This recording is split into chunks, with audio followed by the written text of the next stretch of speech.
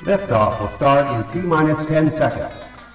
10, 9, 8, 7, 6, 5, 4, 3, 2, 1. We have ignition. It's time! Seconds from game 7 or from championship number 6. Jordan, open, Chicago with the lead! Behind the screen, Harper got a piece of it, it comes off. The Chicago Bulls have won their 6th NBA championship. Tying run at second, 2 out, Palmero, over the head of Jenks, Uribe charges, throws, out! And the White Sox have won the World Series. To the far side around the 8-yard line to Hester. Under it, and to the middle of the 15, to the 20, breaks free of the 25, to the 30, to the outside, 40, midfield, 40, 30 to the coast, 20, 15, Hester 5. For the 3rd time in 6 seasons, it's one goal achieved. The Chicago Blackhawks win the Stanley Cup. A little bouncer slowly toward Bryant. He will glove it toward Rizzo. It's in time, and the Chicago Cubs win the World Series.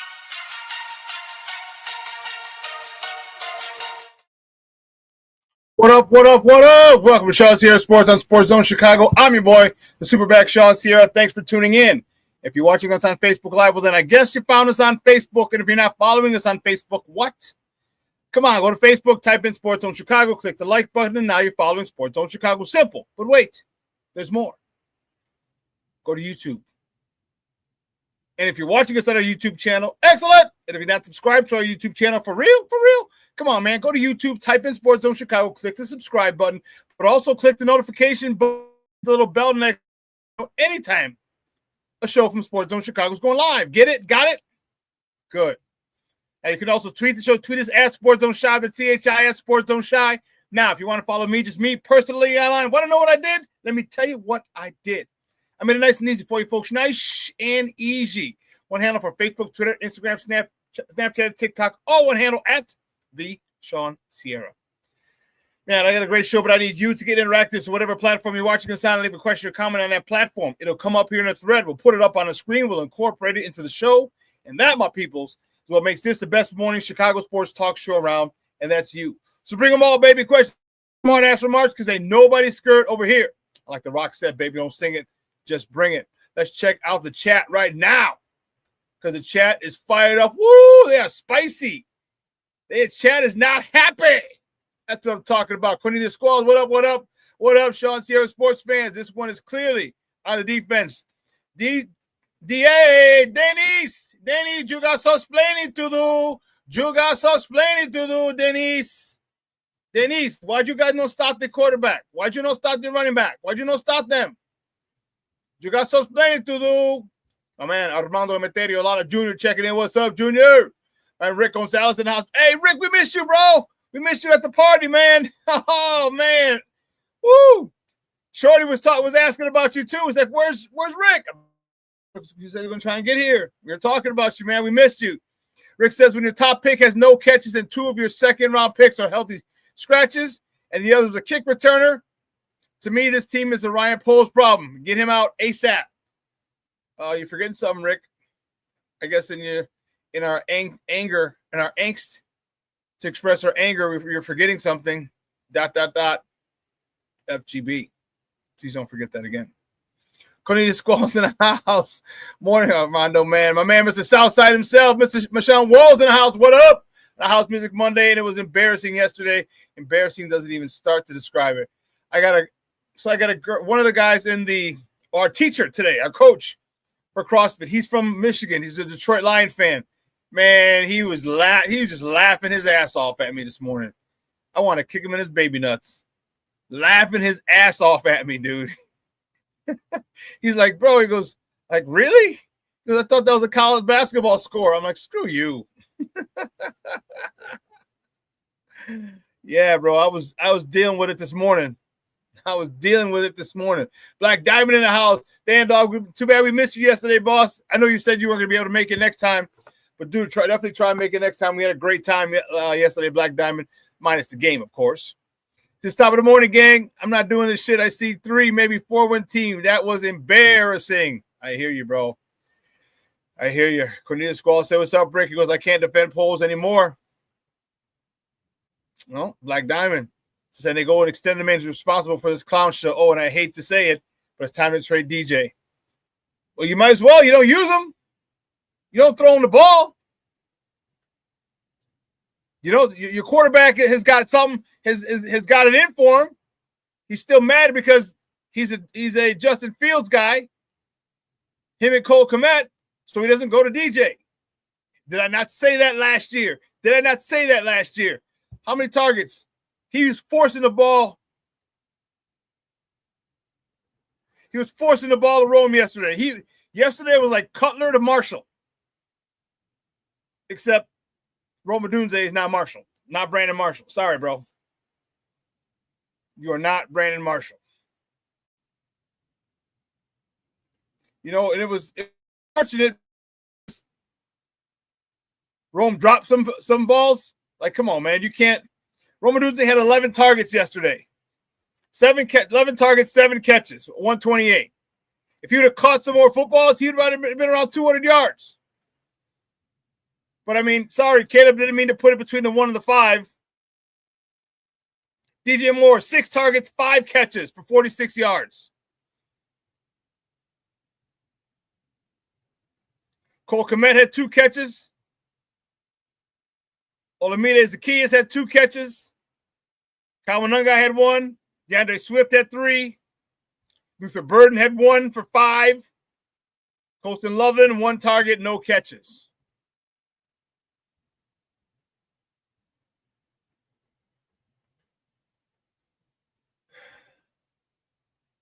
O-line was horrible. Rick's like, I'm too mad for FGB, my man. Does the FRP suffice? Hey, that works for today, Rick. F. Ryan Poles. That works for today, bro. Mondo. We missed you too, Mondo. What the hell? Was your birthday? We're all expecting you, man. I had a special gift for you. But no. I'm not going to go to the South Side. I'm scared. They might beat me up. We missed you yesterday, Mondo. Or you too drunk from Saturday night. Anyway, Black Diamond says, I got you on the next one. And I definitely got you the next watch party. Cool, man, because most likely, not confirmed, but start getting your plans ready. Most likely it's going to be the 13th, the Washington game. Yeah, but you live in the gentrified part of Pilsen. Stop. No. He's like, I live on the south side. Yeah, you live in Pilsen. It's gentrified.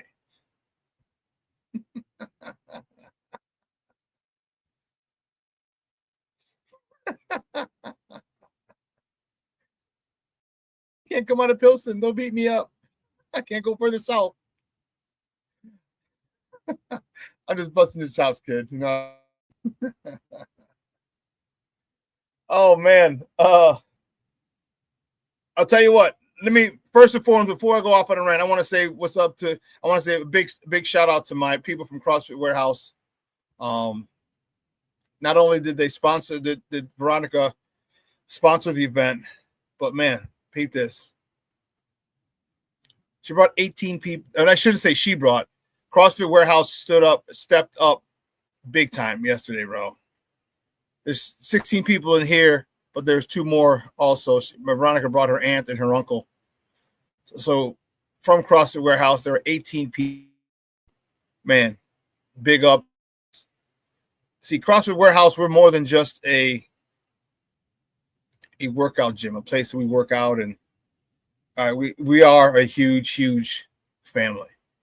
You know, 18 people showed up to this thing, dude. I was blown away. You see me in the back. I was standing on a stool. But 18 people showed up, and I was really, really, really grateful. I want to say a big shout out to my CrossFit Warehouse family. Man, it was dope. I kept seeing people come in. I'm like, oh shit, oh shit. Man, it was really, really cool to see them. And again, I'm grateful and thankful. And then my man, Shorty, was in the house. For those of you who don't know who Dan Shorty, who's in the chat, Dan Shortentino, he's in the middle with the Caleb jersey. He showed out yesterday with a couple of his buddies from around the way, from over that way where his folks live. So he showed out. It was great to see him. He had a blast. He loved my cigar, the cigar I gave him, because he was like, Shawn, when are we gonna smoke cigar? When are we gonna light our cigar? I was like, oh shit, all right, let's go. So I grabbed him. I gave him one of my Alec Bradleys, and maybe like 15 minutes in, he's like, dude, this is like the best cigar I've ever smoked. So big shout out to Dan Shortentino, the Shorty, him in the chat, for coming in, swinging by yesterday. All right, I know he's staying in West Chicago for work, but man, it was a great time, minus the game, of course. And I want to send a big shout out to my guy Mike Gonzalez. Mike and I went to grammar school together, so I've known Mike since kindergarten, since we were 5 years old. Going on 49, we're almost 50 years of friendship with my guy Mike, and he stopped in yesterday as well. I want to say a big shout out to him, and he brought about 10 to 12 people, and he said 5 people didn't show up. So big shout out to Mike. That's what friends are for, man. Like I said, we've known each other since we were 5 years old at St. Anne in kindergarten, and his son is the one that is a freaking monster. His son was the Catholic League Player of the Year last year in basketball, Marco Gonzalez, and he's at the Citadel this year. He's a freshman at the Citadel down in South Carolina. So this is my guy Mike. I just want to send a big Gonzalez and his family, and apologize to his wife again. Gonzalez with an S. But yeah, it was, I'll tell you what, it was a great time. Telling you, if we have the next ones we have, which is most likely going to be October 13th. I'm going to be there Wednesday at Branding Iron. My buddy's having another event there, and I'm check it out. But we're going to work out, talk to the owners about some ways you can make it better. All right, it was good, but there's some things we can do to make it better, and I wanted to make it better for everyone who comes out in the future. You'll have a really good experience, and that's the thing I want. I want you to have a good experience.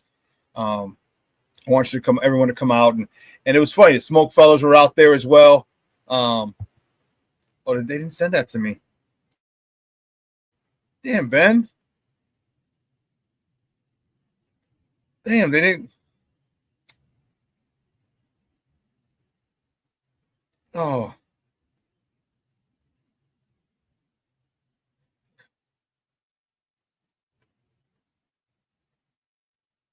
Yeah. The Smoke Fellas were there. And man, it was cool. Smoke Fellas and my people were there celebrating. They were hanging out with the Smoke Fellas. It was a great time. I'm telling you. Owners of Branding Iron were impressed with the turnout. They were really impressed with the turnout. And I'm telling you, if you haven't been to that back, and everyone who's there, who attended yesterday and saw the back patio where we were, wow. They were extremely impressed. Yeah. Bet. You know what? Great. Cool. Black Diamond says, let me know so I can submit the time. I hear you, bro. I will. So as of right now, do it. It's most likely going to be the Washington game. All right. October 13th. It's the week after the bye. So start request it now. I got to confirm it with them on Wednesday when I go. Man, I'm telling you, it was great. Again, minus the game, minus the actual game, it was great. The food was on point. Man, everyone was loving the game day special, which was you get it's open bar, beer and well drinks. You had a small order of nachos, and you had your choice of an entree of an order of ribs or an order of chicken wings. I think it was 10 wings. So one or the other, okay? And the open bar was for the whole game. So, man, people were getting that. Whew. People were man, loving that deal. I mean, how can you not? You know what I mean? How can you not? $50 for an order of ribs, small order of nachos, and open bar throughout the game? Come on, man. That was, I tell you, it was something. It was a great, great time. I hope you guys can make it next time because it was awesome. It was just one hell of a time. And like I said, that's what I want. All right. I want us to get together. We're Bears fans. I want us to get together. I want us to celebrate the Bears, watch them, have a few drinks, the whole nine. So here's a picture of Ben sent it to me of us on stage. All right. Behind me is Pat. Ben is also standing up in the orange shirt and the blue hat. Obviously, you see me. Next to me is Damani, and next to Damani is Kevin. So we're up on stage, and they sent me, and I don't know if it was Pat's wife took this picture. So, man, I'm telling you, a great time was had by all, and I wish more of you could have been there because it was such a good time. Brandon, what's up, Brandon? Wish I was there. Should have stopped by. Popeye's like, who's the DJ? DJ was a guy named Julio Sierra. He's really big in the industry in and around Chicagoland area. He does a lot. He does hip hop. He does house. He does Latin. So, yeah. It was good. I'm telling you. Yeah. I agree, Junior. Junior says the refs were horrible too. Yes, they were. It was just a horrible case of them. And don't get me wrong, I'm not saying they lost because of the refs. I'm not saying that at all. What I'm saying is they're horrible. Hold on.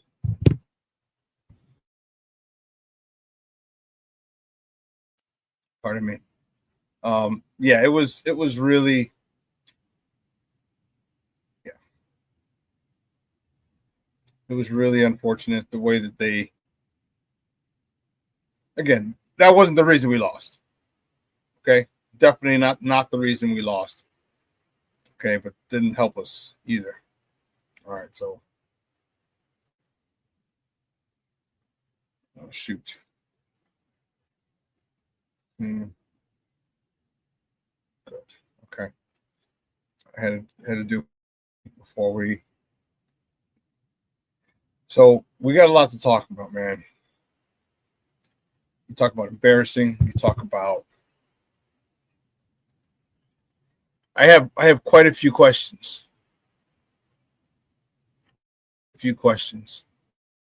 All right. The first question I have is what's the accountability factor now? All right, that's the one thing that I'm one of the things I'm worried.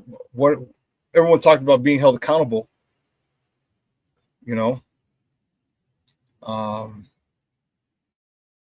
now what does that mean? What does that mean? All right, Dennis Allen, you got some explaining to do. Dennis Allen. All right, you gave up 21 points in the fourth quarter. You gave up 52 points yesterday. You've given up 73 points in 6 quarters. 5 quarters, sorry. 73 points in 5 quarters. That's ridiculous.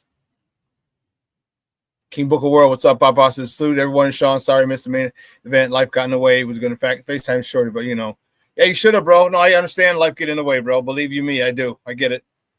Just catch the next one, bro. It's looking most likely it's going to be October 13th against the Commanders. The week we get off, the week we come back from the break. So it's not confirmed yet, but I will have them confirmed on Friday, because I'm going to be back at Branding House on Wednesday at another buddy's event, and I'll be able to talk. I'll be able to talk to the owners about securing that date, and hopefully you can make it that day. That'd be good.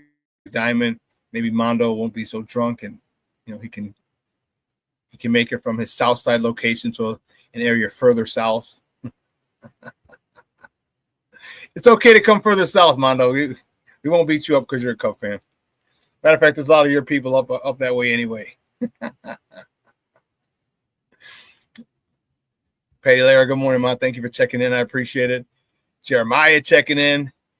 I saw Theo Shawn there. Yes. Happy House Music Monday, Theo Shawn. Jeremiah, what's up? Is Monica working, or is that her as well? If it is, Monica, thank you for tuning in. I truly. And Mondo says, I'll be there. Yeah, don't go out on a bender the night before either.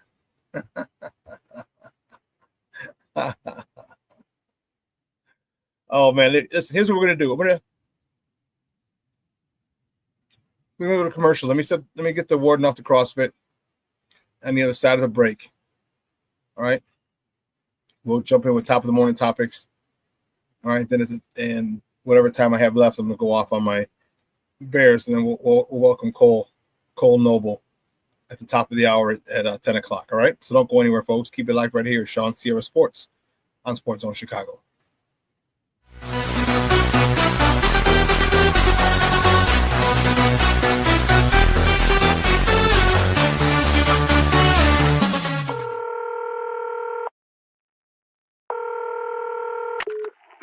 Operator 901, where's the emergency?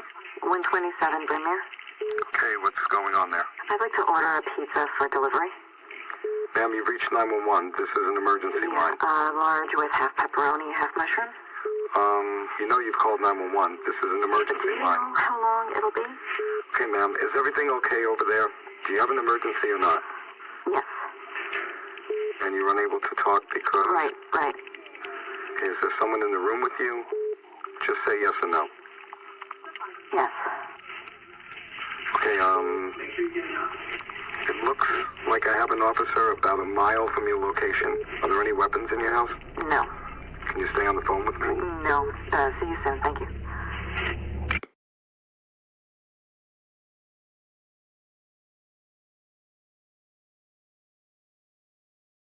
Every day, we take steps to keep the people we love safe. But some health risks are easy to miss. Ticks hiding in the yard can spread germs, like the ones that cause Lyme disease. Mice searching for food can spread bacteria that makes us sick. Mosquitoes lay eggs in standing water and can spread West Nile virus and more. Cockroaches are drawn to water in the home, leaving behind allergens that can trigger asthma attacks. Common pests can threaten our health. Learn how to protect your family at pestworld.org. When I'm flying, I put my helmet on, my visor down, my mask up. You don't know who I am. Whether I'm African American, Asian American, Hispanic, white, male or female. You just know I'm an American Airman kicking your butt.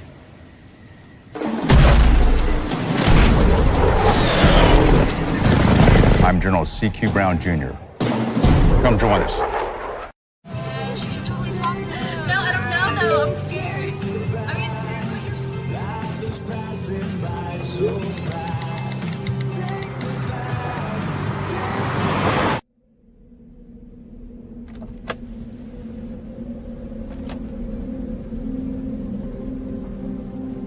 Do you know that you're in my lane? No, not at all.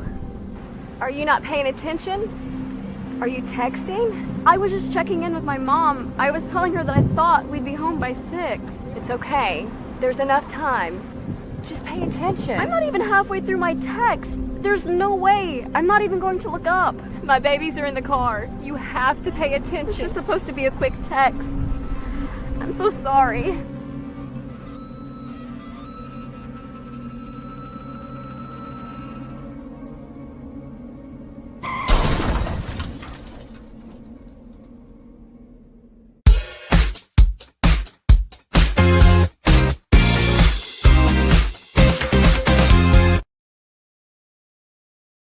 staff.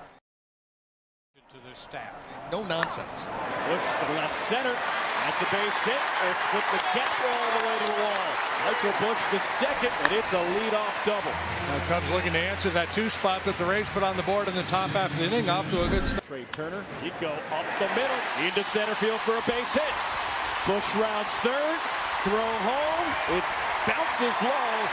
Bush is safe. Nico Horner, RBI single, and the Cubs are on the board here. And nobody on it here is he in half. In half to left. Morel back at the warning track, and it's into the basket. It's gone. Nico at the plate. Cubs could use a big base hit off the bat of Nico. Nico down the left field line. Base hit. Castro scores. Here comes Shawn for the lead. No throw. 2-run double. Nico Horner. Welcome back to Shawn Sierra Sports on Sports Zone Chicago. Those clips courtesy of the Marquee Network. Those were your Northsiders yesterday with a big win over the Tampa Bay Rays yesterday. Horner delivered. You heard the Pat talk about Nico needs time for Nico to get a big hit, and he comes through. All right, 2 out, 2-run double in the 7th. Pat Hughes on the call. Awesome for you guys. It's what you needed. All right, you needed that. You needed to get. You're still not in bad shape, guys. Cub fans, I know you want to complain and everything. You're still not in bad shape. Okay. What did you take 2 out of 3? Is that what you did? Or did you lose the first 2? Let me double check. Because, Cub fans will lie to me. Cub fans will lie. I don't trust you suckers. I don't trust you jamokes. There we go. Let's check it out. Yeah, you took 2 out of 3. You took the first one, lost the second one, took the third, so you took the series. Good. Good for you guys. And truth be told, just keep doing that, and you're fine. Keep doing it. Don't worry about don't worry about Milwaukee, whether you can catch them or not. Don't worry about it. All right, you're 5.5 back. You're 140, 149, 150, 12. So you got 13 games left. All right. Now's the time where you go to work. Now's the time where in these 13 games go 10-3, 11-2. All right. You go 11-2 in these last 13 games. Wow. Yeah, don't focus on the division. Just focus on staying where you're at. You know what? Here's what you do. Focus on playing good baseball. Play fundamentally sound baseball. And if Milwaukee has a collapse, cool. You have a chance to take the division. Don't worry about that. You're in the playoffs. You're in the playoffs. You're in the playoffs. Just continue to work. Fundamentally sound baseball. Good pitching, good defense, the whole 9. Okay? You want to be the hottest team going into the playoffs when the regular season ends. You will put a lot of fear into a lot of people. But not only that, but you're going to put a lot of confidence back into yourself. And that's the most important thing, getting yourself full of confidence. Okay? But let's kick it, baby. You know how we do the first segment of every show. It's called Top of the Morning. He won't come just when you want it.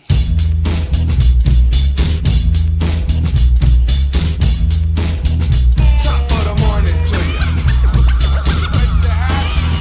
Top of the morning to you.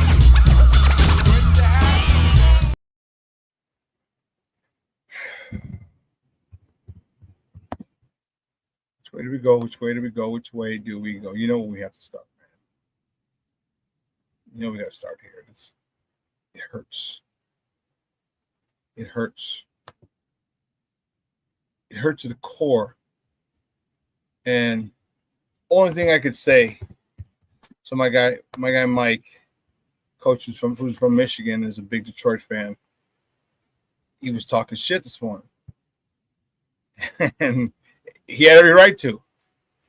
But shit, I'm not gonna take that lying down. He was like, he goes, you got stomped in the dirt. And I was like, well, yes, we did. I said, hey, finally, you know how it feels to win. I said, you've been getting your dick stomped in the dirt for the last 30 years. I'm like, the sun shines on a dog's ass every once in a while. I'm like, so now we know how you felt for the last 30 years. He was like, yeah, you're right. Me kid, don't mess with me. Oh, but let's get to it. Because trying not to go nuclear. I really am. But we'll see how that plays out. First top of the morning topic, man, as we know, the Bears get bloated. They got bloated, not blown. They got bloated out. They got blown out in Motown. What an embarrassing scene by the Detroit Lions. Put on us 52-21. Caleb Williams, 19 of 30, 207 yards, 2 tutties, 1 pick, a very stupid pick, but nonetheless, with a 91.9 rating. DeAndre Swift, 12 carries, 63 yards, and a touchdown. Rome Odunze had a nice day for the young man. Probably his best day as a pro. 7 catches, 138 yards, 2 touchdowns. He had a couple drops. Could have been a better day. Should have been a much better day. DJ Moore, 5 catches, 46 yards.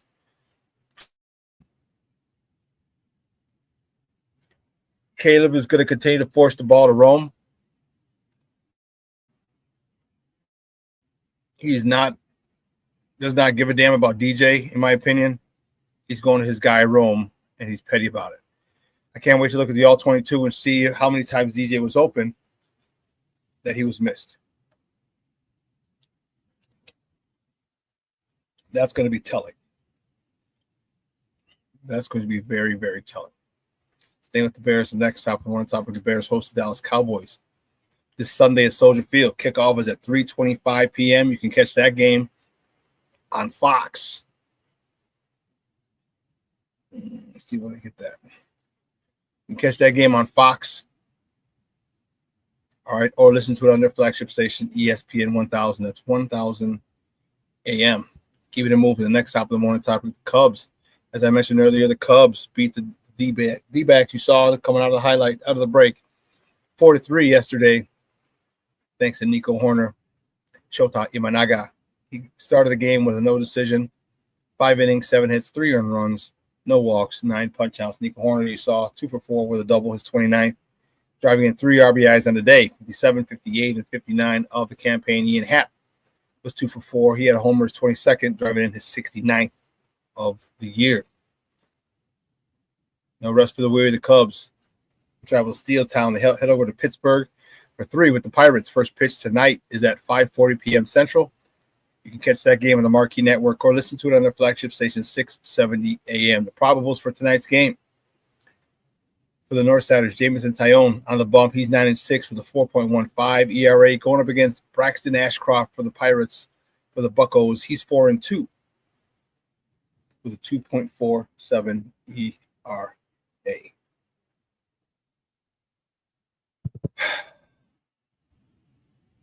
Next top of the morning topic. My boys. Not a good time in Cleveland. The White Sox get swept by the Guardians after a 3-2 loss on Sunday. I don't know what happened there. On Sunday, Andres Gomez started, got a no decision. He went 5 innings, 2 hits, 2 earned runs, 1 free pass, 4 punch-outs. Miguel Vargas was 1 for 3 with a double, his 31st of the season, driving in his 53rd on the year. Chase Mydroff was 1 for 3 with a homer, his 5th, driving in his 23rd RBI of the season.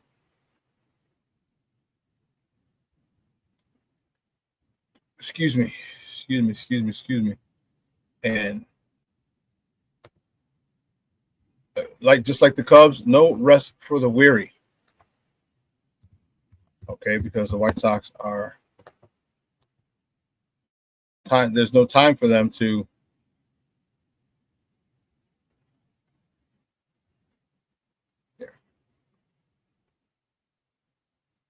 The White Sox host the Baltimore Orioles for 3 at Rate Field. First pitch tonight is at 6:40 p.m. Central. You can catch that game on Chicago Sports Network or listen to it on their flagship station, ESPN 1000. It's 1000 a.m. The probables for tonight's game for the O's. Kyle Bradish on the bump. He's 0-1 with a 2.65 ERA. Going up against Sean Burke, who's on the bump for the good guys. He's 4-10 with a 4.35 ERA. You know, that really hurt us getting swept by Cleveland. Not even getting one win. Man, that hurt. That really, really hurt. And yeah, that hurt. We are at what, 120? No, 9 plus 5 is 140 or 150. We have 12 games left. 12 games left. We got to go 6-6. 6 wins will get us 63 wins on the season, thus helping us avoid a 100-loss season.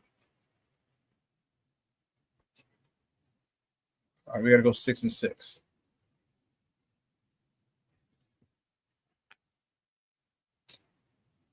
You know, give me 8-4. I'll take it. That'd be nice.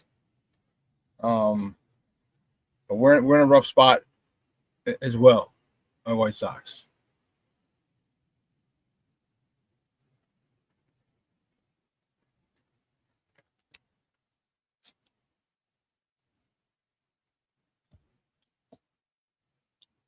No.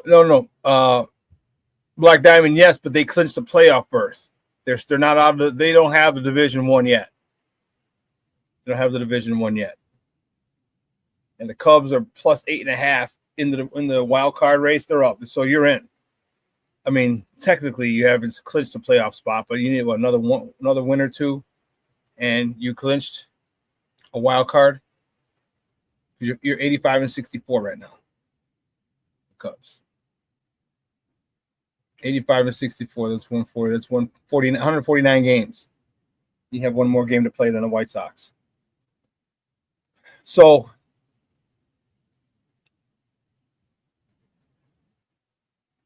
Wow. On this date in baseball, Bobby Thigpen, all you White Sox fans, in 1990. Man, I was in college. No, I was going into my sophomore year of college, 89, 90. Oh, that would have been in my sophomore year. We're in September already, yeah. Bobby Thigpen pitched 1 inning and became the first relief pitcher with 50 saves in the season as the White Sox beat the Red Sox 7-4. That's cool. Deep save winner. That's dope. 35 years ago. Wow. So yeah, Black Diamond, Milwaukee clinched the playoff berth, not the division. Okay, like I said, there's still a chance for them to lose it. So, yeah. King Booker Wolf says, y'all see how shitty Minnesota looked last night? Now, are the Bears just that bad? The Bears are bad right now.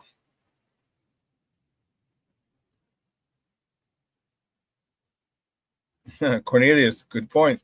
So King Booker World, that's how any quarterback will look when you can't run the ball and under pressure all game, which Caleb has been dealing with in 2 straight games.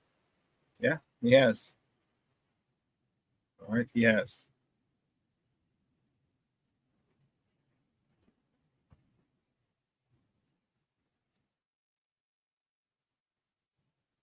Yeah, the hamstring celebration from St. Brown didn't like that. Yeah, I didn't. Yeah. Junior, I'm disappointed in Wright. Me too, Junior. Me too. All right, me too. Darnell Wright, this is your 3rd year where you kind of, if you had it to this point, this is the year where you burst onto the scene and show people you're legit. and you have regressed. You have regressed. And that side of the line sucks. But what are you going to do? Jonah Jackson was offered all that money in free agency and signed with us. All the people who were courting Jonah Jackson this offseason, doing so with the intent of playing him at left guard. That was the intent. But no, the Bears give him the most money and move him to the right guard.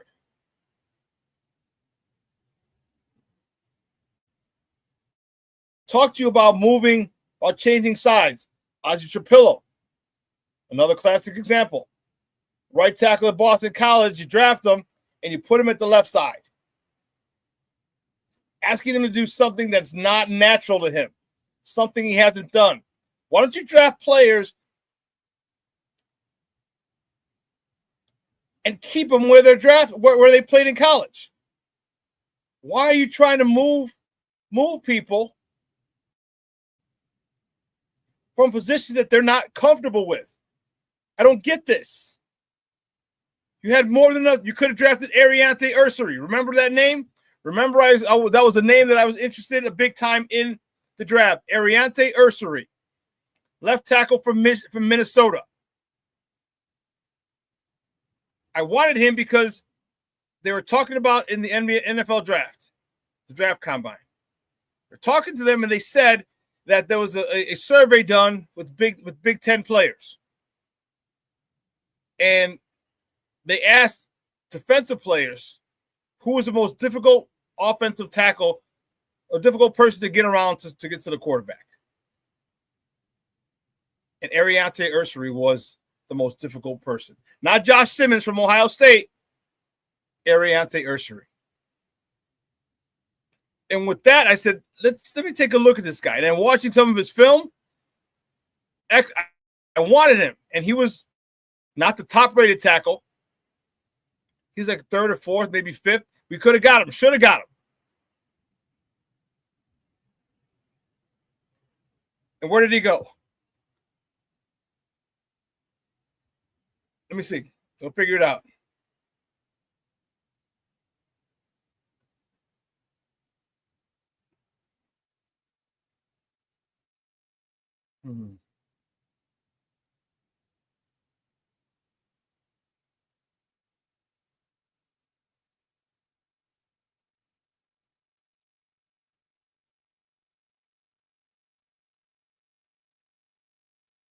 Here he is.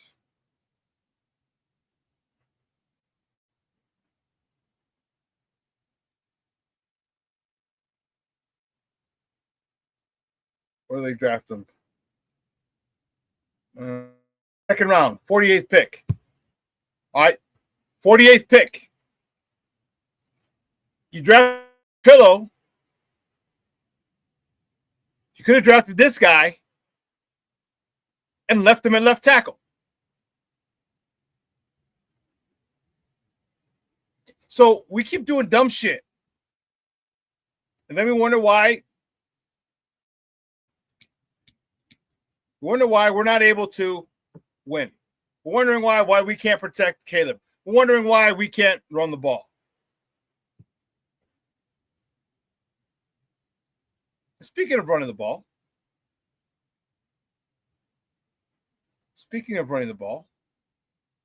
why did we stop running the ball?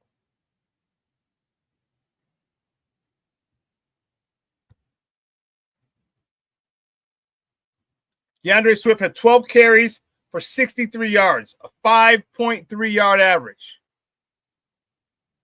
Long of 20. Kyle Monangai, 7 carries for 28 yards. An average of 4 yards a carry. Caleb Williams had 5 rushes, scrambles, of course, for 27 yards. Olamide Zacchaeus, 1 carry for 9. Tyson Bagent, 2 for 7. So you take out Tyson Bagent and you take out Caleb Williams, because those are scrambles, those 7, that's 20 times. What have I told you? What have I said the Bears need to do?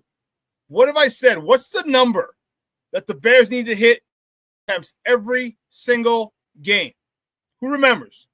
What's the number that the Bears need to hit in rush attempts per game?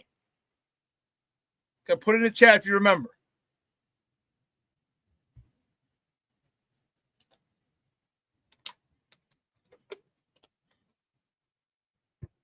You remember how many times the Bears needed to rush the ball? I said a game? Every game? Put it in the chat if you remember. I didn't say 420 times, Rick, but I don't think that's what you mean by 420. F. Ryan Poles, F. Green Bay. Oh, we raffled off a Green Bay hat, an FGB hat, excuse me, an FGB hat yesterday. Rick, I thought of you. Oh, man. I said 30 times. Remember, I said 30 times you need to run the ball. Run the ball 30 times. With subtracting Caleb's and Tyson Bagent's, you ran the ball 20 times. Why did DeAndre Swift only get 12 carries? Why?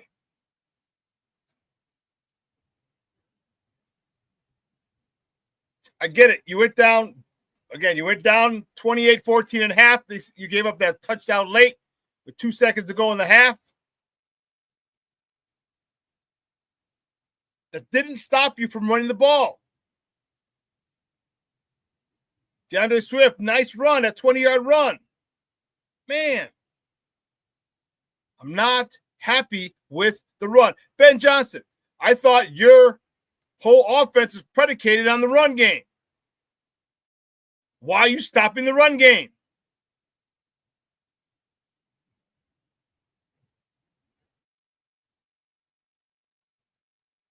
Seven carries for 28 yards for Calvin Unguy. 4-yard average. I'll take that for my backup running back. And let me ask you this, Ben Johnson. Why the fuck are you going quarterback sneak 2 plays in a row when you have a healthy Roschon Johnson in uniform? Why? Why did you bring him in, handing the ball off twice? Because with the first play, 3rd and 1, was actually like 1.5, almost 2 yards. It wasn't a solid 1. It was more than 1. And you had Caleb, the guy who's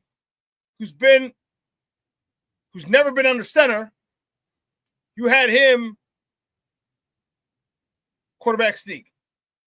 He doesn't get it. Then you have him quarterback sneak again. What kind of nonsense is that?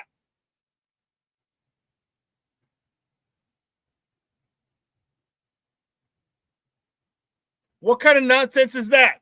And here's where you got to stop trying to be the smartest guy in the room.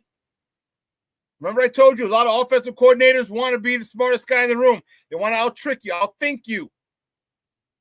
Don't out-think them. Roschon Johnson, you're in.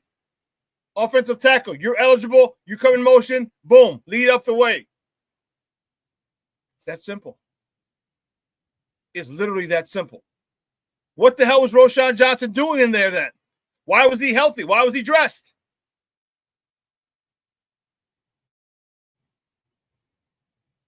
And why did you have 2 healthy starters scratched? Shamar Turner,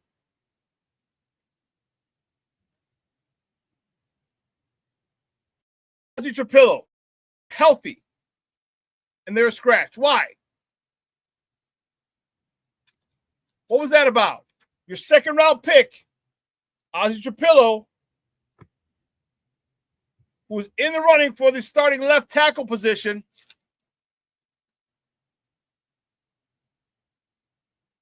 is a healthy scratch. Explain that to me. And I know you didn't want to carry 9 offensive linemen like you did last week, so he got cut. But why wasn't he in the 8? Who were the other 3?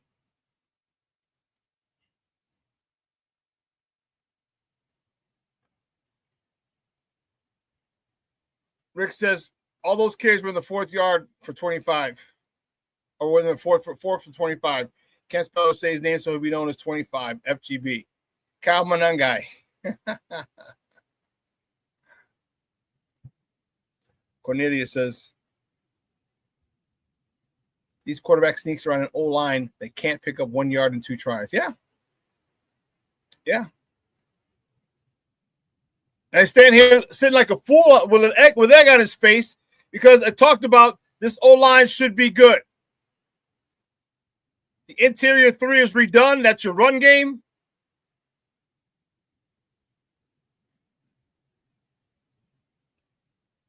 And you can't get a freaking yard. First of all, your stupid ass calls with a quarterback sneak with extras, like I said, 1.5 yards on 3rd down, and you go for it again. Why? Why do you do this? Why don't you line up? As I said, get an offensive lineman is eligible, put him in motion, let him lead through. Kick out the defensive end, wham block the defensive tackle, something.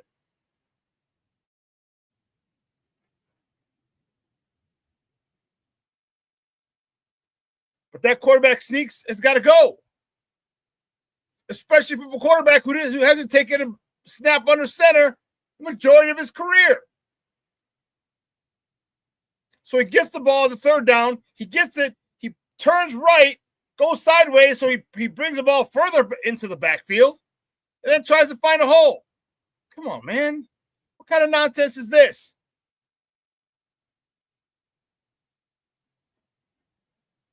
Frustrating to say the least.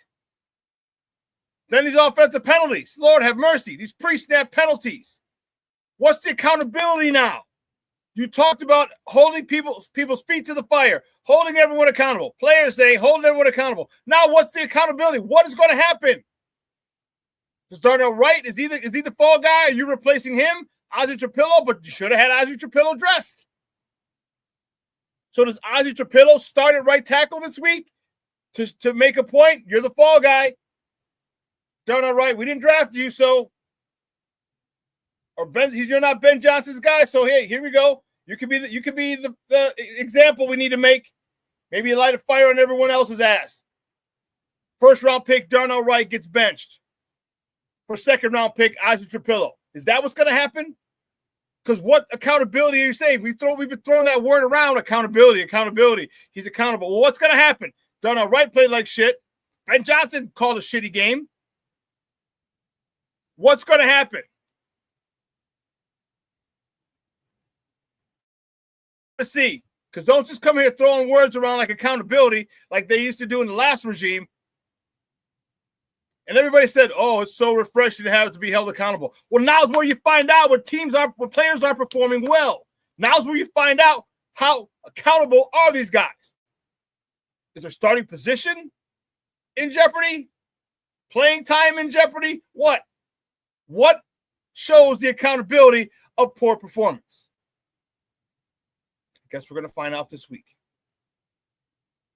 Checking in late. The Plankster. What's up, Papa? How are you? He says, I'm super late. Good morning, Shawn. Bears fam. Pissed about the embarrassment. Yeah, Plankster. You just came at the right time because we got a guy coming on and it's gonna be a bitch session because I'm mad. I was fuming yesterday at the watch party. Fuming.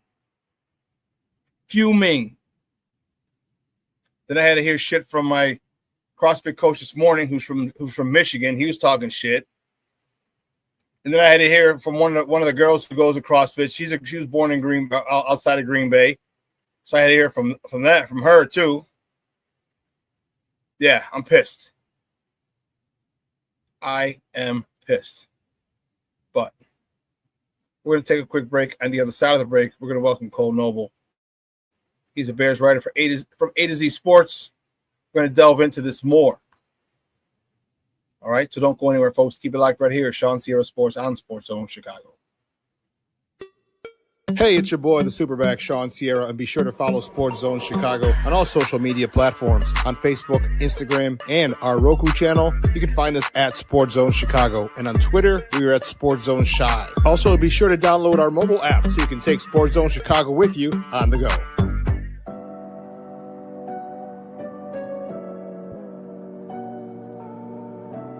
How do you take care of your mind health? For my mental health, I meditate in the mornings. I have my dogs. They're the best. I just find ways that help me just relax. Finding things that make me happy, like being close to my family. I meditate a lot and read books. I have hobbies outside of the game. I'm able to switch off. I'm able to turn my brain off from the game of basketball. Your mind health matters. Your mind health matters.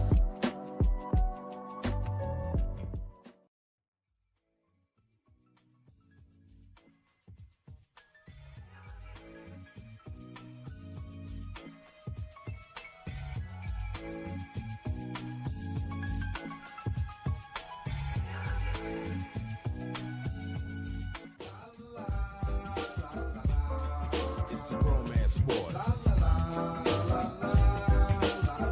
What? It's a romance sport like that. Your Marine Corps' way of life is to defend the American way of life.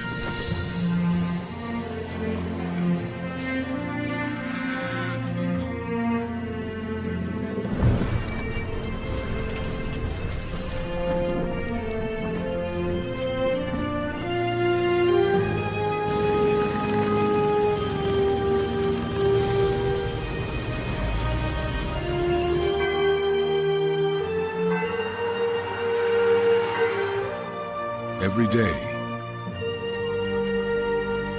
no matter where we serve,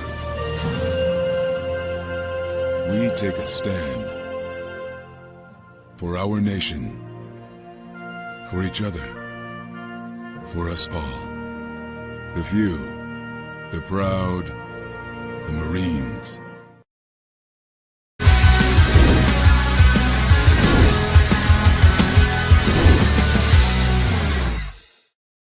Has to sit and truly read this defense for an extended period.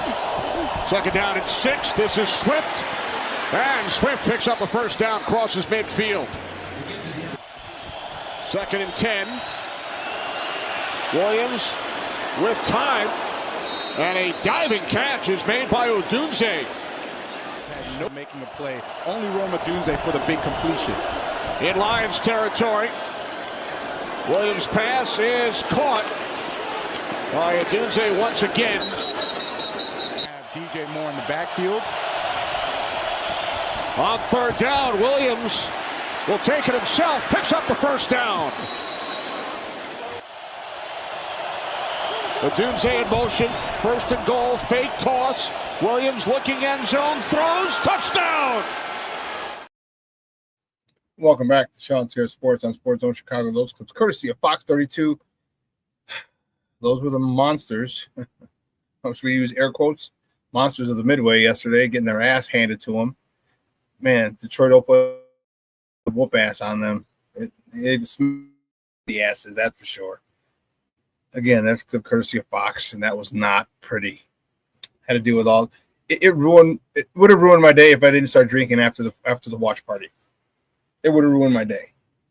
I'm glad that I had a few. I didn't drink during the watch party. All right. But after, we got it in.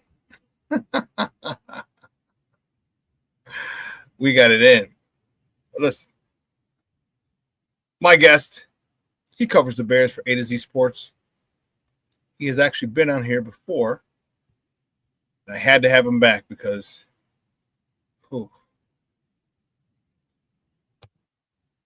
man, I'm telling you, I am just so fired up. I didn't want to just start cursing. You know what I mean? That's just stupid. There's no need for that.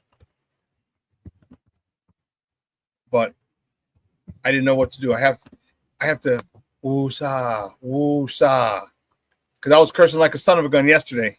That's for damn sure.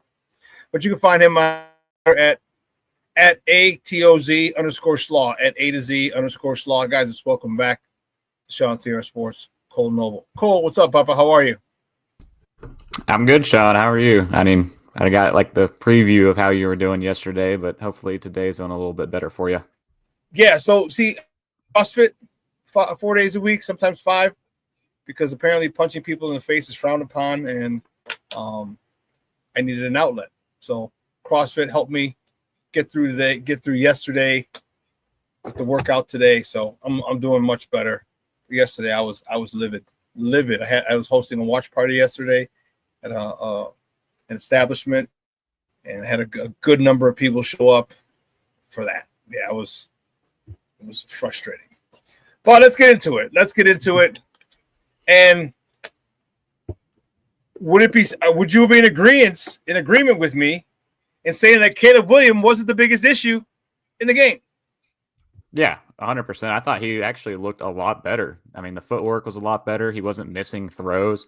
There was that one interception that Kirby Joseph picked off where it sounded like from Caleb after the game he wasn't trying to throw it away, and he was trying to make a play on that one. You know, the deep ball on the right sideline when he was on the run, that was picked off. That was only the bad play. He had a couple that were tipped at the line too, but he definitely was far from the biggest problem. When you give up 500 yards of offense and 52 points, you have to look somewhere else in the quarterback. And the people that are saying anything about Caleb Williams, Sunday night or Monday, they're just, frankly, watching the wrong side of the field of what happened with that team on Sunday. And they're pure haters, because to me, Caleb's not my guy. All right.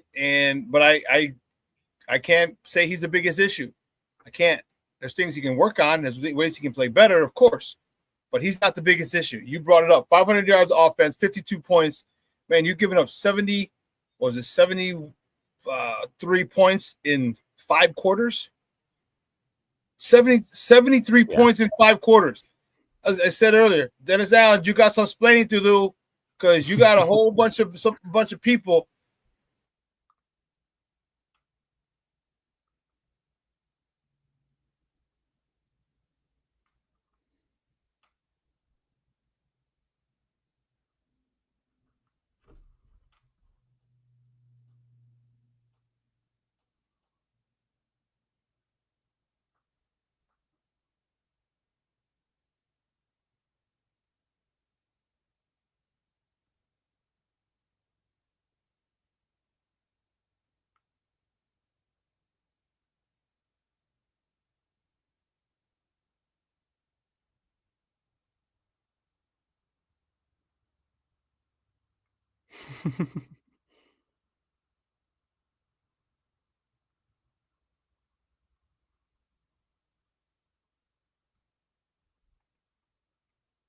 Yeah, not to overstep, but just, the defense was the biggest concern there with the Bears from what we saw yesterday. And really, it started up front. They're having issues getting after the quarterback. We saw that also in really the fourth quarter of that Minnesota Vikings game in week 1. They could not get any pressure on Jared Goff in that game, and he was just picking them apart. Totally picking up, the defense apart, in whether it was zone coverage, whether they were dropping and switching into man. These pass rush just gave the secondary no help. Tyreek Stevenson had some issues with the crossing routes, where Amon or St. Brown was able to just burn them over the middle. And the same thing with, you had TJ Edwards, dropping in zone, and you had Jameson Williams running behind him. All those things, they just gave Jared Goff way too much time to, find an open guy to make the explosives down the field. And that can't happen, especially with how much they're paying Dayo Odengbo and also Montez Sweat, especially, who I don't think he recorded a single pressure, it seemed like, throughout the game. He had the one sack they called back because of the penalty on Tyreek Stevenson. So overall, that was just a disaster class by, Chicago's defense. And we'll see how they get it fixed, because it has to change in a heartbeat. I'm personally, the pass rush is the pass rush. They're paying those guys, and they need to step up. What I think I have an issue with is probably going to be, Shawn, welcome back. What I was saying, the issue I have wasn't necessarily the pass rush, because, they're paying those guys and they need to step up. And I think they will, come time. But I think the issue is that outside cornerback spot besides Jalen Johnson, Nahshon Wright and Tyreek Stevenson. I think they're simply just, not good enough to hang with some of these receivers in this league. They're burning plays, down the field, giving up, Nahshon Wright in week 1 gave up the bad pass interference down the field. And then Tyreek Stevenson was getting torched by Monter St. Brown yesterday. So the pass rush isn't helping them, but they're paying those guys and they need to be better. The guys in the secondary, I think, are just flat out getting beat at the same time. But here's the problem. Tyreek Stevenson is a very, very, very good corner for zone concept. Yeah. That's the issue. if we were playing cover 2 predominantly like we did before, he'd be a great corner. And he was showing signs of really coming, of breaking out. Mm-hmm. But now you're asking him to do something different that might not be his skill set. I don't even know how much of a skill set it is for Jalen Johnson, if you ask me, truth be told. I would see Jalen Johnson as a lockdown corner. And it's interesting when people say, no, he's a cover 2 corner who knows how to manipulate and play excellent in the cover 2. So I don't know if we have a corner. Remember, Jalen Johnson got paid because he was in that scheme. He was in a cover 2 scheme. He played well in it. Now you're asking him to go man-to-man? To this point, he's been okay when he's hurt, when he wasn't hurt. But Tyreek Stevenson's not built for man-to-man, in my opinion. And that's the problem. And then you don't have a pass rush. You don't have a pass rush, and then you have corners who weren't built for man. That's a big issue. And you look at next week. If they don't pressure Dak Prescott, CeeDee Lamb's going to absolutely kill that team over the middle. And or George Pickens.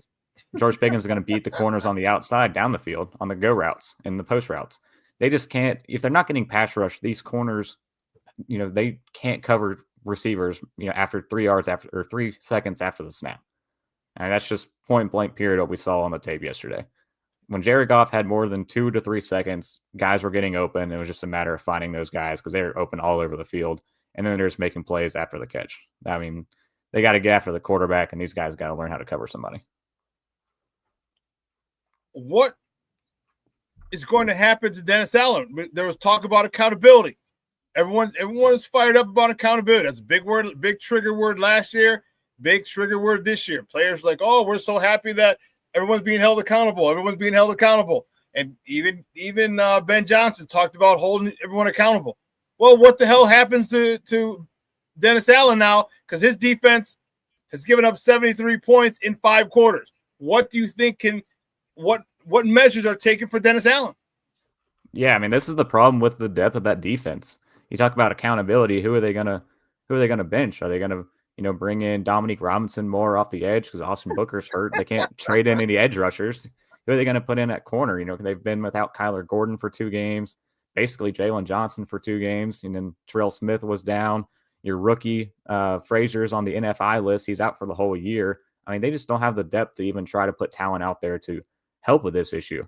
I mean, I would have liked to see Shamar Turner. I don't understand why he wasn't inactive, especially when Grady Jarrett's dealing with a knee injury. Yep. Why was he not out there mixing in some more? Maybe they start getting him ramped up going into week 3 and get some snaps in. But, this is where the accountability comes into question when your highest paid players aren't doing the job on defense and you don't have the depth behind them to push them to actually do their job. So we got to go out there with more of this bullshit. The same people. So, I mean, what if you're Dennis Allen? What does he have to – what does he do? What does he change?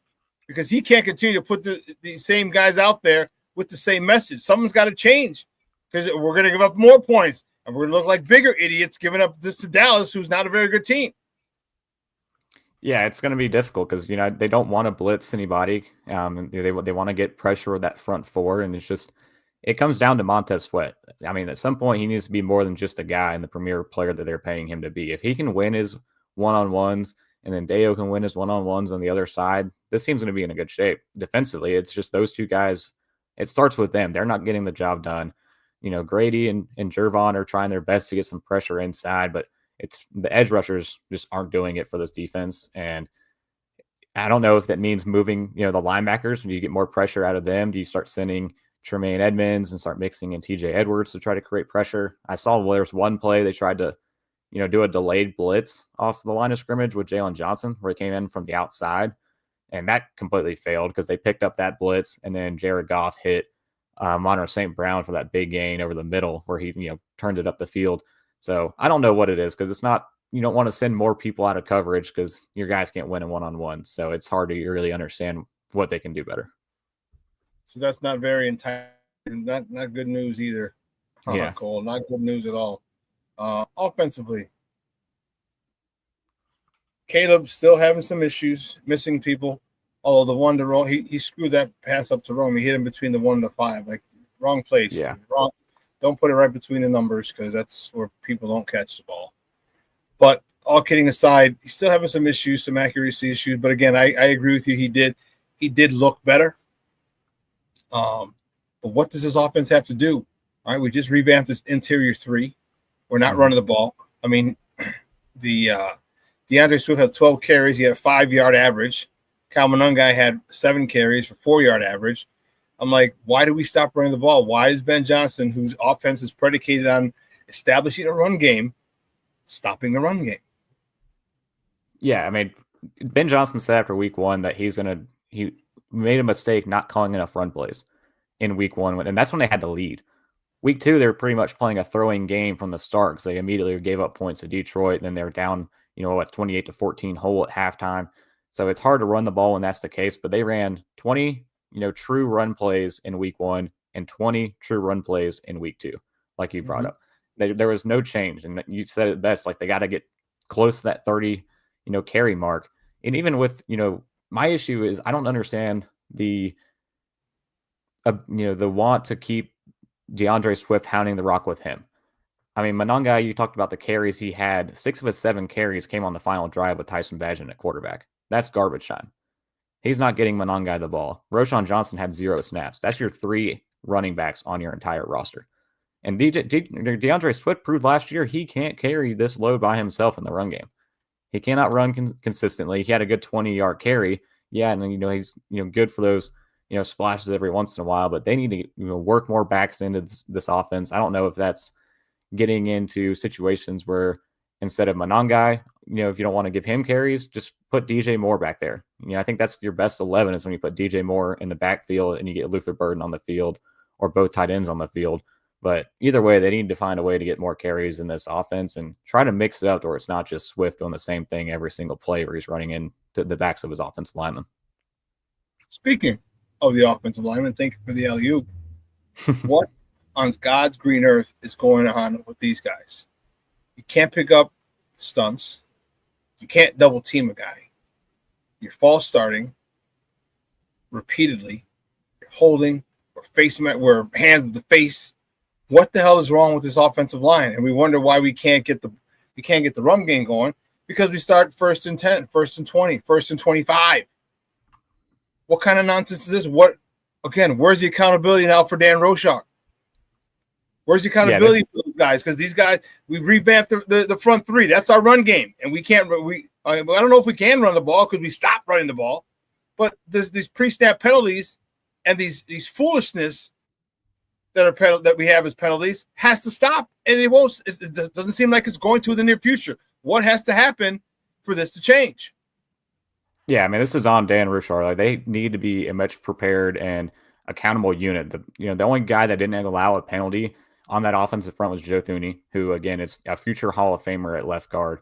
So that position is good. The biggest problem has been Jonah Jackson at right guard. Like, they completely missed the mark on moving him there, giving him an extension before he even played a snap because he's not looked good through 2 weeks. And they want to keep talking about the tackles. Darnell Wright's given up some false starts as well, and that's a big issue. But he at least looks, somewhat reliable in pass protection. And then Braxton Jones on the left side, he had a little bit, I think it was 6 pressures he gave up in week 1. I'm still waiting for the PFF numbers to come out from week 2 to see, how they did really up front. But I do know that, they were giving Braxton some help in week 1. Theo Benedict was coming in there and helping on that side, whether it was a tight end or DeAndre Swift helping with blitz pickup on the left side. But the tackles you have answers for. I mean, you can put Theo in for Braxton Jones. Ben Johnson said that he's going to have a short leash anyways. Ozzie Trapilo, if they keep having issues with Darnell Wright false starting, you can put Ozzie in. And, like you said, maybe that sends a message to the offensive line that that's not acceptable if it continues. But with the right guard position, healthy scratch though, shit. Yeah, obviously it's a healthy scratch, which I think, that should have been, Roschon Johnson. Why was he on the game day roster if you're not going to use him on offense? That's a roster spot you can use for a Trapilo. Or it's not like we had a 3rd and 1 or 4th and 1 where you could have used them. Yeah, you're not going to use them on the goal line sneaks. But, that Jonah Jackson spot's frustrating to me because they expected him to be a lot better than he has been when they made that trade to go out and get him. And it's not, Ryan Bates isn't going to be the answer there. And, Luke Newman, I think that's even a stretch for him to move to right guard when, it's pretty much been solidified in that backup left guard spot behind Joe Thuney. So unfortunately, you just got to keep Jonah Jackson out there and hopes that he figures it out. But I think maybe I agree with you. If the false starts issues continue with Darnell Wright, I would see what Ozzie can do at right tackle, and maybe Darnell kicks to the left side or something to switch it up, because that, like you said, you can't keep starting drives when you're at 3rd and 30 or 2nd and 25, and that just ends the drive right there. They're not going to be able to battle back from that. No team. No team, regardless of who your quarterback is. Joe Montana, Patrick Mahomes, Dan Marino, Aaron Rodgers, Brett Favre. No one's coming back from a 1st and 25. All right, not on a consistent basis. That's not, and we don't even have a quarterback of that ilk. So imagine. So you see what kind of problem that leads us when we shoot ourselves in the foot. And like, what were the top 2 issues last year? Pass rush and offensive line play. Protect the protection of the quarterback, yes. And what are the top issues this year? Pass rush, protection of the quarterback. Yeah, that's the frustrating part that to me goes on Ryan Poles. It falls square in his shoulders, square. And I was saying before you had come on, I said, why and Ryan Poles is guilty, but he's not the only one. A lot of people do this, but it seems like we are the only ones that do this. But we'll draft a player high, or we'll draft them and then move his position. Yeah. Why would you do that when you have people like that? You had Arianti Ursary. I called for him early on because after the draft, they had an anonymous poll from Big Ten players who was the most difficult around, who's the most difficult lineman to get around. It wasn't Josh Simmons from Ohio State. It was Arianti, voted by his competitors, by his peers. That's the information that I want. Who are they having a problem with? Because a lot of those Big Ten players are going to be playing on Sunday. And if they're finding problems with him, getting around him, those are the guys. That's the guy I think I'm going to look at with 2 or 3 times to make sure, let me get a good look at him, because he might be the guy that we need. Says, what is Kevin Warren in charge of firing Poles? Because Poles is ass on the hot seat, if you ask my opinion, with all these poor draft picks, with these terrible 3rd round picks, but these poor draft picks, you have healthy players on with healthy scratches. What's going on? No depth.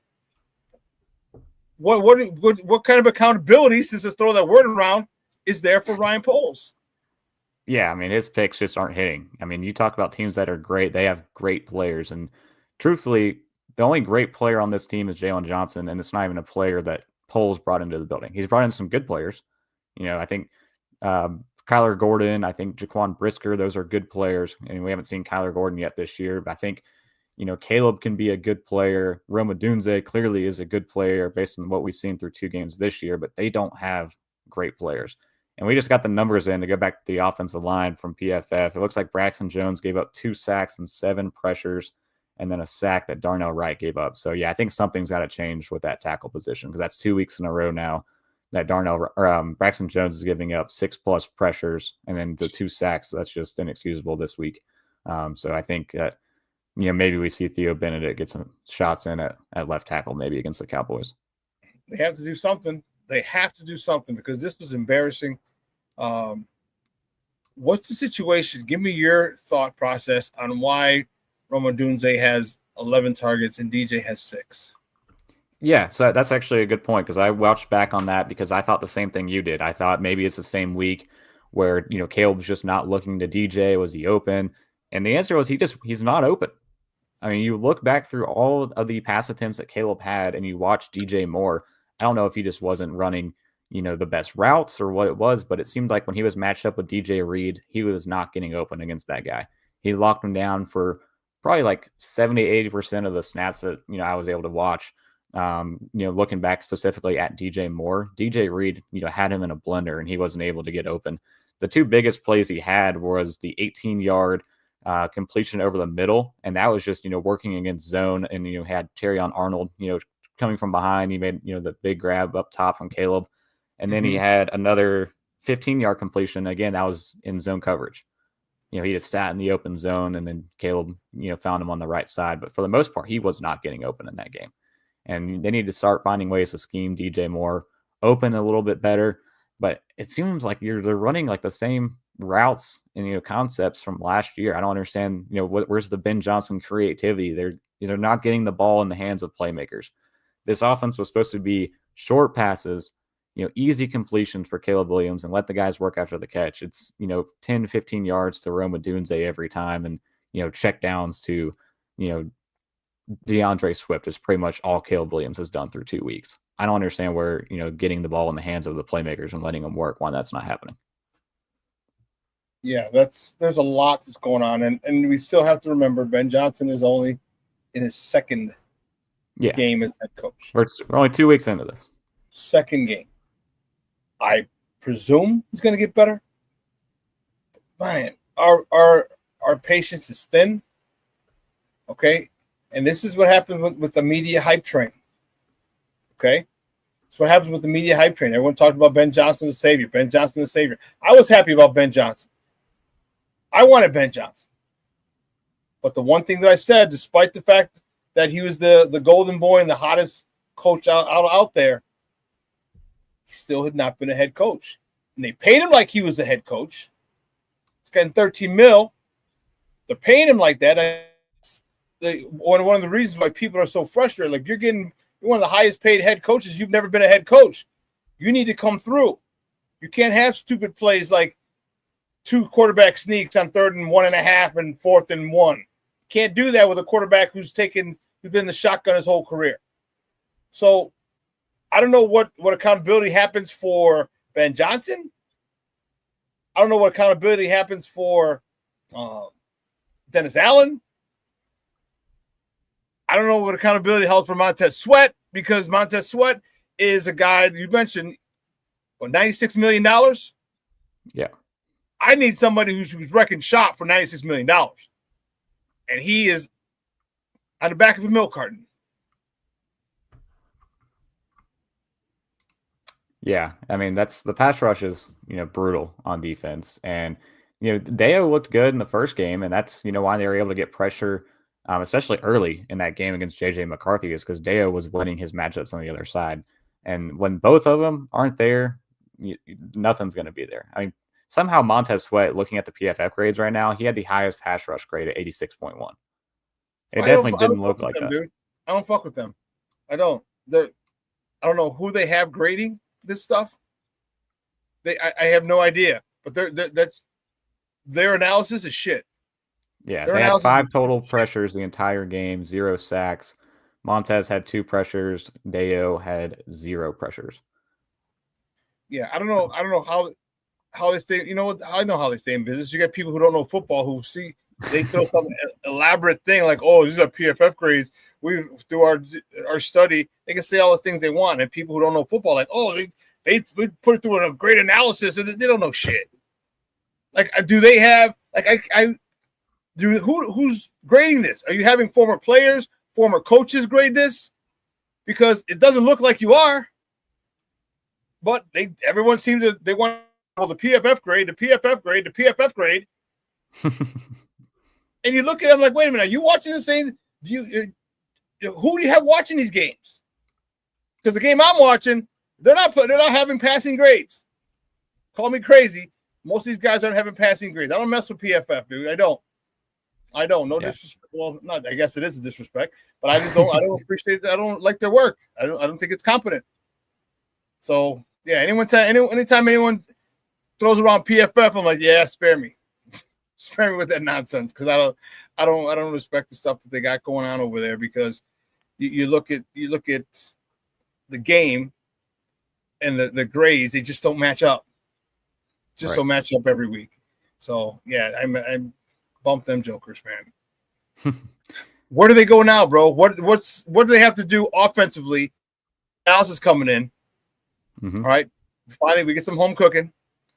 Or maybe we don't, depending on the refs, because they screwed us week 1.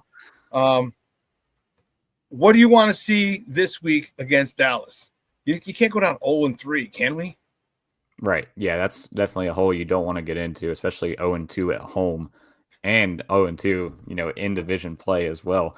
So we'll see. I think, like I said, I want to see maybe, looking at these numbers, it doesn't look good for Braxton Jones. And if, Ben Johnson already said before the season he's going to be on a short leash, this is where your accountability comes in. I think you take Braxton Jones out first, put in Theo, see if, what kind of changes there. I don't think it's time to pull the plug just yet on Darnell Wright. If he has another bad game with multiple false starts, then you have to send a message and even move him out during the game. So I want to see Ozzie Trapilo, get him on the game day roster this coming week against the Cowboys. And then, scheme wise, they need to run this ball early. And then they need to mix it up who they're running it with. It can't just be DeAndre Swift every time. I talked about that, last week as well, wrote about that with A to Z, that it was inconsistent with DeAndre Swift and frustrating, like how much they used him. So they did the same thing in week 2. They need to mix up the run game, run the ball more early on, because you can't get in a hole where you're trying to, make Caleb Williams, force his way out of it. And speaking of Caleb Williams, where's the easy completions? Start scheming up easy completions for this. Get the ball in the hands of Zacchaeus, get the ball in the hands of Luther Burden, get the ball in the hands of DJ Moore, guys who can work after the catch and make some big plays afterwards, because you're not going to find the big plays down the field with Caleb Williams. Just, point blank, right now, that's the way this offense needs to be headed, is, letting these pass catchers win for the offense and, just take some of the pressure off Caleb Williams. Run game and quick plays need to be, the backbone of this offense, and we just haven't seen it. Look, last week, Darnell Wright was PFF's highest rated O lineman. See what I mean? Like, come on, dude. And they're talking about possibly benching him.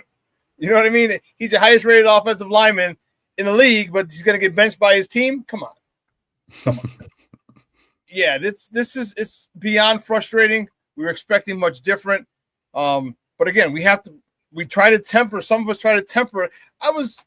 I still said 10 wins. But man, the way it's going, there's no way in God's green earth they're going to get close to 10 wins.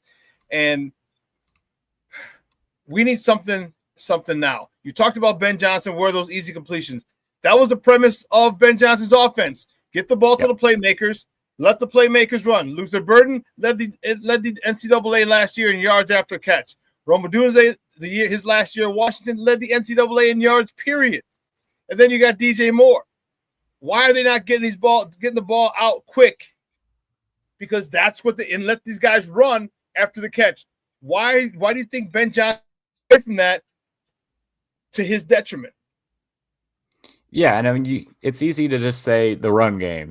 They're not consistent enough on the run, so it's not building in the play action. But Ben said they don't need to run consistently to have a play action threat. And you look back at that Lions offense that we just saw decimate, the defense. It looked like the similar Ben Johnson offense, and it's frustrating that that he's not running some of those plays on the other side of the ball, and or the other sideline. He's not. Running crossers, he's not running, the easy pick routes, all those things where, you're letting Amon-Ra work after the catch. You're letting Jamison Williams catch a drag and turn it into a big gain, bullying linebackers in zone coverage. That's what they need to be attacking with some of these weapons that they have. And it's just simple, just normal routes. They're just running stops and they're running, quick outs and those kinds of things. That's not beating defenses right now. You got to beat the defenses with the drags. You got to beat the defenses over the middle and just start putting your guys in better positions to attack a defense. And right now they're just not doing that. And you don't need a strong run game to do that either. You should be able to pick up 2nd and 15s with those kind of plays. No, you don't need a strong run game, but you need to consistently call plays. You have to keep these linebackers honest. You don't keep them honest, they're back in coverage and they're clogging up a whole bunch of the 2nd and 3rd level windows. And my guy Ray just checked in, and yes, Ray, we did. Ray said, I mentioned this earlier. Well, why anyone mentioned why Roschon didn't get snapped? Why wasn't an option for 3rd and 4th and 1? I have no idea. Why the hell is he even dressed then? He got no snaps. What the hell? He's your big bruising, punishing back. It might be a good place for him on 3rd and 1 and 4th and 1. It might be. Call me crazy. So the decision that Ben Johnson's making are head scratchers. And this is what we have to understand. Not just an offensive coordinator, play caller. He is the head coach. So the head coach has to talk with the play caller and say, this is what I need. I need and why are they going through this in practice? You knew he was going to be healthy. Roschon Johnson here, Roschon Johnson there, or Kyle Monaghan, whatever you want. But stop the stupid shit on short. I questioned when I was in the press room 2 years ago with Justin. I asked, do you have any other plays beside quarterback sneak, stupid little quick screens, tush push? Do you have anything else? And we're having the same shit with a different quarterback who's not as big and strong as Justin and a different regime. Why? Why are we continuing to do this dumb shit as a Bears organization? Can you answer that for me? Because if I had hair, bro, I'd pull it out. Yeah, I can't answer that question. That's above my pay grade. But it's weird. I mean, the roster decisions are weird. Play call decisions are weird. Even the goal line. They had DeAndre Swift in and ran that touchdown from the 3-yard line. I don't like DeAndre Swift being in that situation. It worked. He scored, but I'd rather have Monangai in there, on the goal line carries. He's a tough runner. Or, Roschon is supposed to be your goal line short yardage back. That's what they practice. And, they did a whole practice of goal line drills during training camp with Roschon Johnson. And that's the practice he hurt his foot on. But they did a whole day practicing this. And they're not using him when he's, now that he's healthy and active. And if he's not healthy, he shouldn't be active. There you go. My guy, Junior, says, Roschon's in uniform because he has a great personality. Remember, he's such a great guy. He's one of the finest men we've met. He's a great character guy. His character is like, when they highlight that as your strongest football player, something's wrong. That's Ryan Poles. Black Diamond has put it succinctly. He's put it succinctly because the organization is stupid. Yep. How soon do you think, if at all, this can get turned around? Yeah, I mean, Ben said that he was happy with having an early bye week. They got 2 more games until then. They got the Cowboys and the Raiders. Hopefully one of those turns into a win. I mean, you don't want to go 0-4 into the bye because then you have a lot more issues that need to be addressed. But hopefully they get some kind of momentum going into that bye. And he said that's really when it's going to come down to reassessing. But it goes back to the Lions. That first year with Dan Campbell, first year, with that new regime, they went 3-13-1. It's not going to be easy. But by the end of the year, you want to see this team at least competing. You want to see them at least, swinging back, because right now they're getting hit in the mouth and falling down. There's no punches being thrown back. They threw a punch back when Rome Odunze scored before halftime, and then they got a haymaker right before the half on that Amon-Ra touchdown, and it was game over. You saw it on the sideline. They were done after that play. They came out of the half 3-and-out on offense, gave the ball back to Detroit, and the game's over. There, right at the start of the third quarter. They got to start throwing some punches by the end of this season, and if they're not, then they need to get rid of some players. The touchdown that extend the lead to 28-14.5 was a big one because it was 21-14. Yep. If we held them, we get the ball second half, go down and score. If we go down and score, we tie it. All right, now we got momentum. But nope. The Lions were able to get a touchdown and really put us on our heels. And that was frustrating. It really that was like a gut blow. We were excited, we get the ball back, it's tied up, and boom, now we're down 2 scores. Yeah. I don't know where to go, what to think in regards to this, because Dallas is coming in, and you mentioned you don't get any pressure on Dak. Dak's not my favorite quarterback, but he can slice you up with CeeDee Lamb. All right, Pickens. He's got some weapons. It looks like it could be a long week if we don't get, or long game if we don't get any pressure, or if our guys can't. Jalen Johnson's out.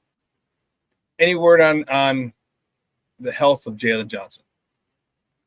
Yeah, Ben said it was just re-aggravation, which concerns me with both guys. Because Jalen Johnson, him talking about it on the Pivot podcast, it seemed like a pretty intense injury. And then the calf popped up as well as he was rehabbing back from that, and was getting on the field. And the injury, week 1 injury report said calf/groin, but they said groin is what popped up again yesterday. So that's concerning. And TJ Edwards is hamstring, and those aren't issues to play with. You don't want to play with soft tissue injuries.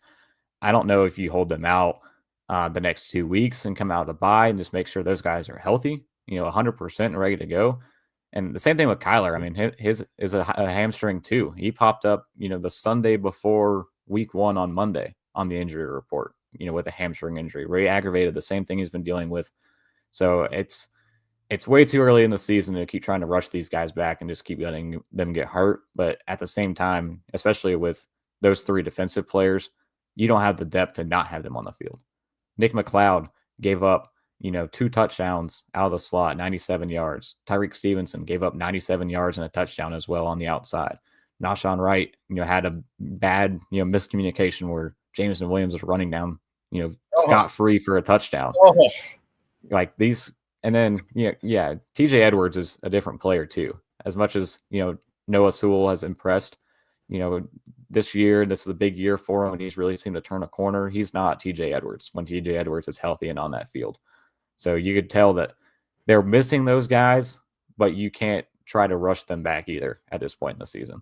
So I wouldn't be surprised if they try to sit them another week. That doesn't sound bad. All right. If you give them 2 weeks, you run into the bye. That'll be like 4 weeks off. Have a full healthy defense coming out of the bye. Yeah. Yeah. And then right for Washington. Full healthy defense, right for Washington. That's actually not a bad idea because these next 2 games are teams that are not very strong. Dallas is not very good. Raiders are not very good. So we have a chance with them.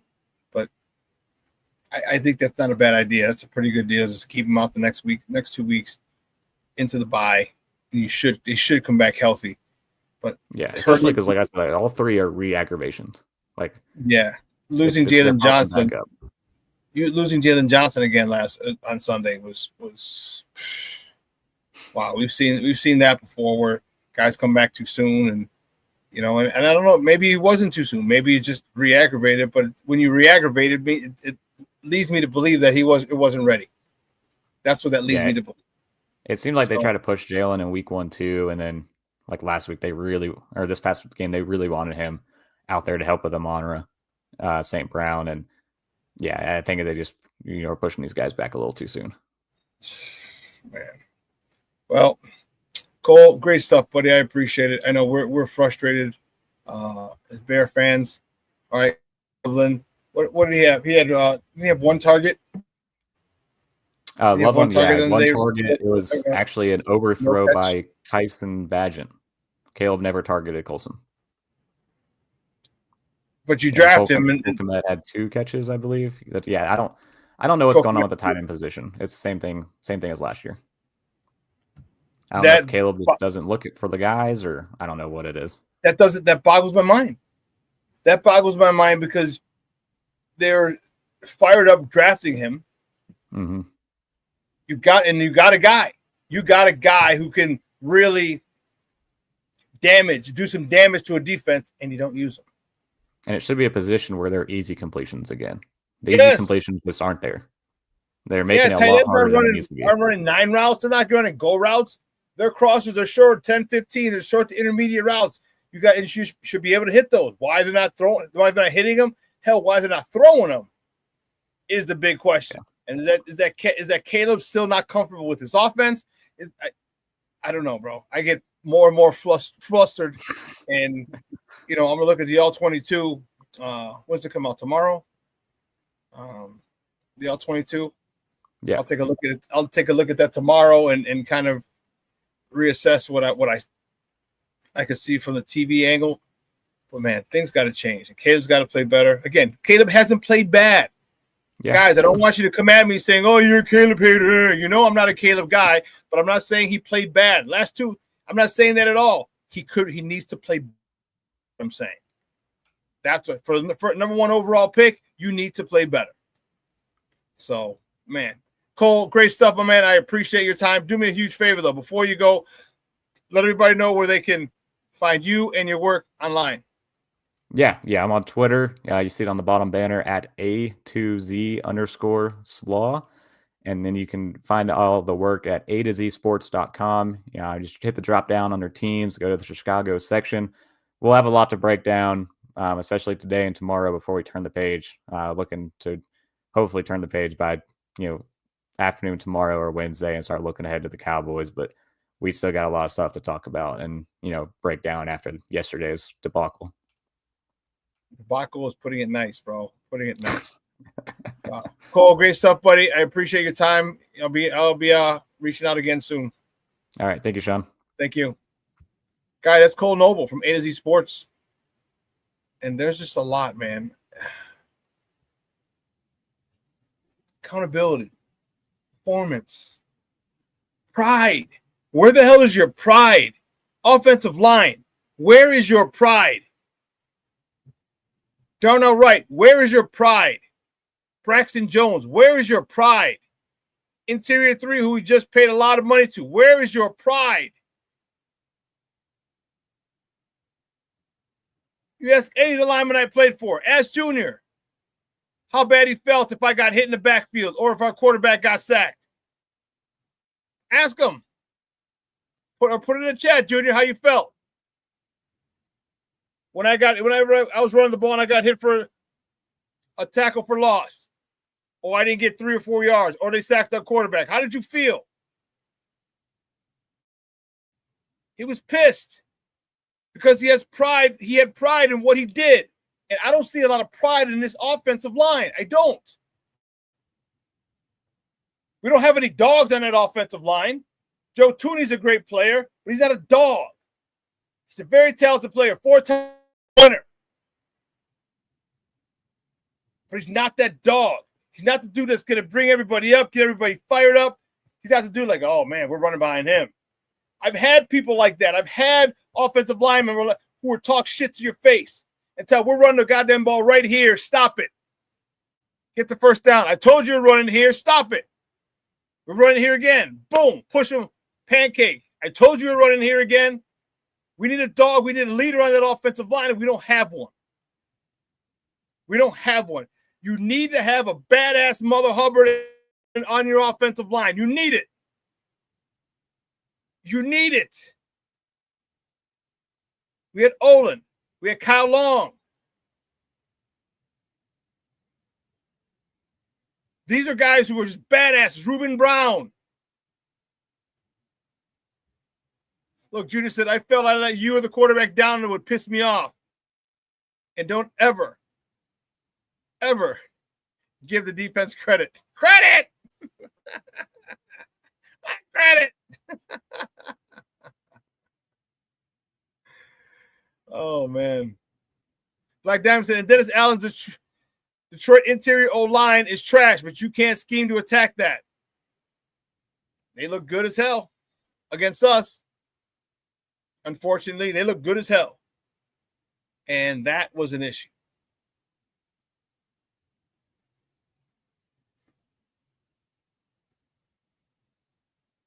You know, I didn't see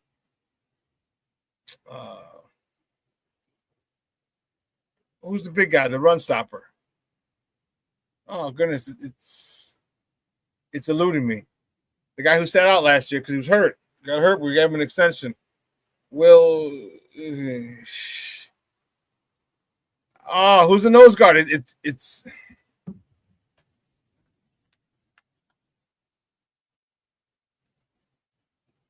Andrew Billings. Thank you.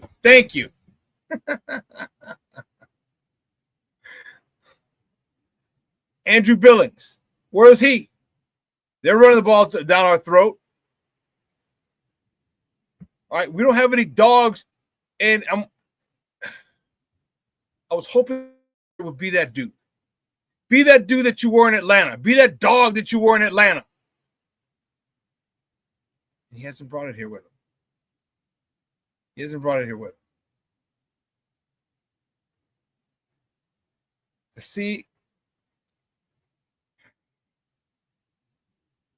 See Ray Lewis hype up his Baltimore Ravens team.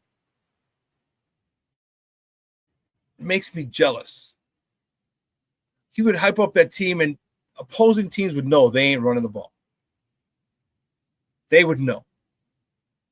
If you're going to beat us, you're going to beat us in the pass. And you got to get by future Hall of Famer Ed Reed. Sanders, because he played there for a while too. But seeing the pride that Ray Lewis had in himself and in his defense, seeing the pride that these guys, it boggles my mind how people don't have this type of pride. Defensively, I know Ed Reed was a different character. Ed Reed was a future Hall of Famer, but still, you got to have pride in your work. And I don't see anyone who has pride in their work on this defensive side of the ball. I don't see it. How on the offensive side of the ball either. Where you will yourself to win, where they're not going to get this first down. We're going to hold them to X amount of yards, 70 yards, 80 yards rushing. And do it. We don't have those type of people. Because Ryan Poles wants to draft choir boys. Talented choir boys, but choir boys.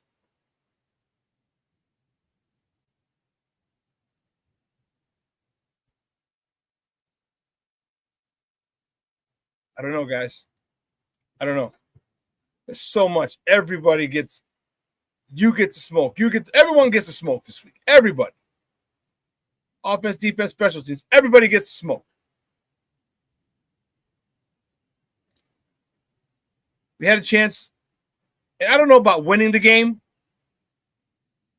Excuse me, let me not say that. But how about not being embarrassed? Losing with some pride. How about not being embarrassed? All right, Ben Johnson, I hope Ben doesn't continue to get caught in his emotions. I think the 3rd and 1 and 4th and 1 were emotional calls. You have to be strategic at all times. Your head has got to outweigh has to have more staying power, more control than your heart. Be analytical. 3rd and 1, 4th and 1. Get Roschon Johnson in there. He's healthy. Use him. I don't care if they know it's coming. I don't care. Or bring Roschon Johnson in. Well, they know we're running the ball. Guess what? We're running the ball. Who cares? Stop us. This is the attitude we don't have. This is the attitude that I want Ben Johnson to instill in this team, and he hasn't. He hasn't. That's messed up, Junior. He said Ben Johnson is acting more like Matt Nagy than Ben Johnson.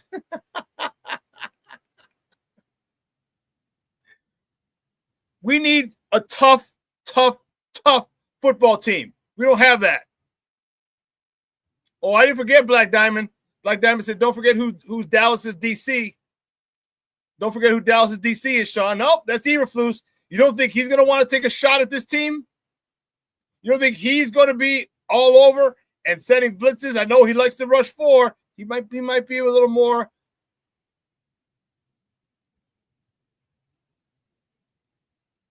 amenable. There you go. That's a good word. Amenable to setting 5. He wants to sack Caleb, sack and destroy the Bears. So now we got another defensive coordinator. We have Brian Flores first. I can't remember the name of the young defensive coordinator for the Lions who took over after Aaron Glenn. And then we have Matt Eberflus, who's going to want to show out and make sure we look stupid. His old team, especially after all the comments that were made from all the players.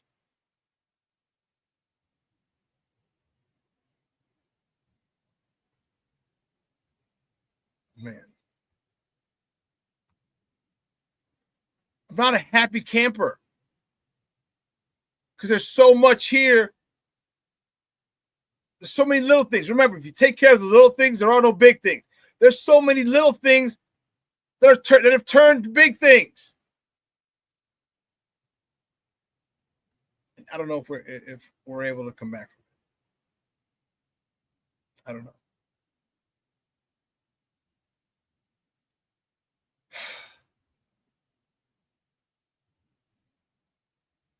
You know, there's a lot of expectations. According to this said, and Jadeveon Clowney just signed with Dallas. Ryan Poles wasn't going to spend any more money on that position. Montez Sweat 96, Dayo Odengbo was 32 he got. You're not spending any more money on that position.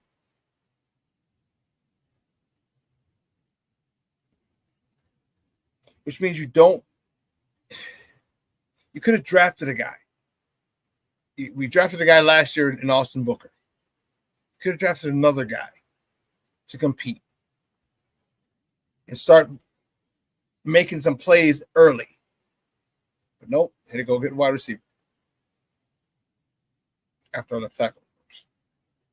I mean, he's a right tackle, but we're going to move him to left tackle. It's okay.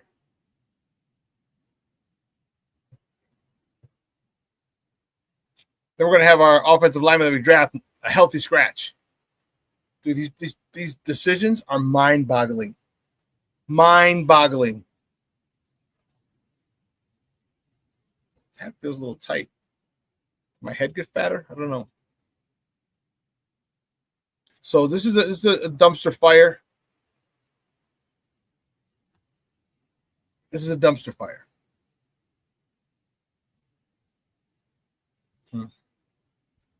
Man, listen, 2 hours is coming on. I want to thank my guest, Koole Noble. Koole Noble from A to Z Sports. Cornelia says, so we're stuck with no pass rush this season? That's nuts. Mr. Squalls, you are correct. We are without a pass rush. We're without a pass rush. But I want to thank Koole Noble coming out talking Bears with us. I want to thank you guys for not getting crazy. I know we're so fired up. We're lost. After the loss, we're fired up. Because I know I am. Let's take it down a notch. All right. Let's get ready to face the Dallas Cowboys. I won't say win or lose. Let's just face the Dallas Cowboys. Let's work on that. All right.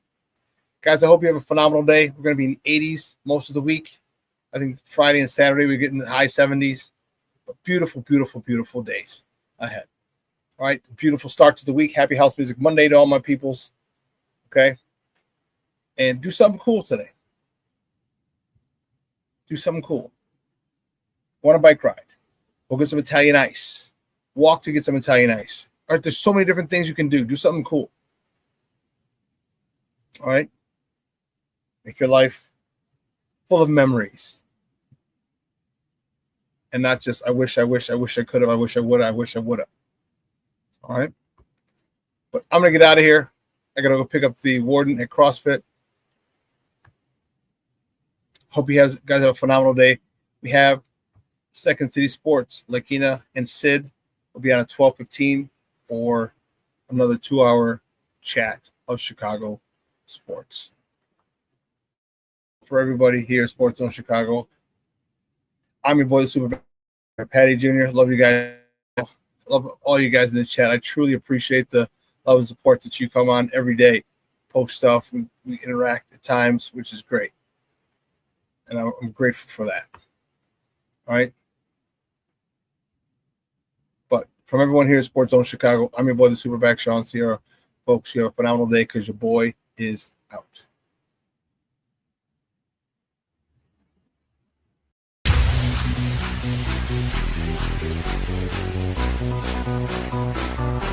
Come on, raise the bass.